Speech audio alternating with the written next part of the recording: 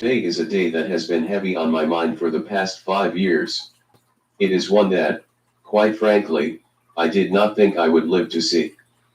5 years ago, today, I was told I have ALS, and the average lifespan of people having received this diagnosis was 3 to 5 years. My heart burned a bit, then sank, and I went numb for a good minute or two. Nurses handed me this big folder full of information, and I noticed one of the chapter's titles was Preparing for Death, or something like that. I was in shock, probably for the next few months, stressing about that 3 to 5 year death sentence. It did not make sense to me. I was healthy, training for a half marathon.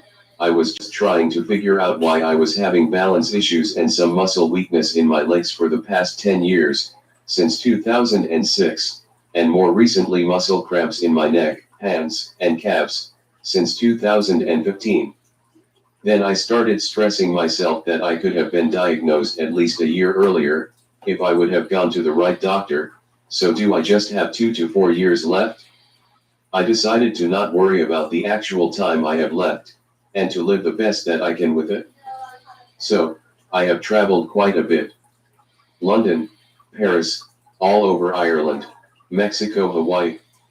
I went on a national tour and attended a game in every Major League Baseball stadium in America, went to Washington, D.C. 3 times to advocate with the ALS Association for People with ALS, went to Disneyland and Disney World. I started a nonprofit organization called ALS Warrior that helps people and families with ALS. When I say I did these things, it was by no means by myself. None of these things would have been possible without support of my family and friends. My kids had a taste of day-to-day caregiving needs and found out what it really means to be a caregiver. But my wife, Jenny, has been a superstar through all of this. 5 years now out of our almost 10-year marriage. This past year has been hard, almost all of 2020, not just with COVID-19, but mental strains. It is extremely hard to be a caregiver.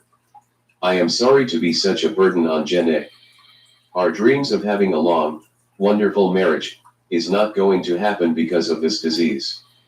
I am trying to stay positive and have a good outlook of the future, so I'll try. But I am very thankful for my family and friends, and most especially my wife. Let us get past this pandemic and over with so we can do things again. I'd still like to go to Alaska, the only state of the 50 that I haven't been to. I'd like to see Mount Rushmore. I'd like to see the Yankees win and go to a World Series game.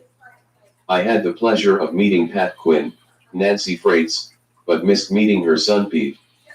There is one more person I'd like to meet in the ALS world, and that's Steve Gleason. What an inspiration to me, and I highly recommend watching his documentary called Gleason, which is free on Amazon if you are a Prime member. At any rate, I am still here. What a relief to get past the 5-year mark. Now I can relax and enjoy my life even more.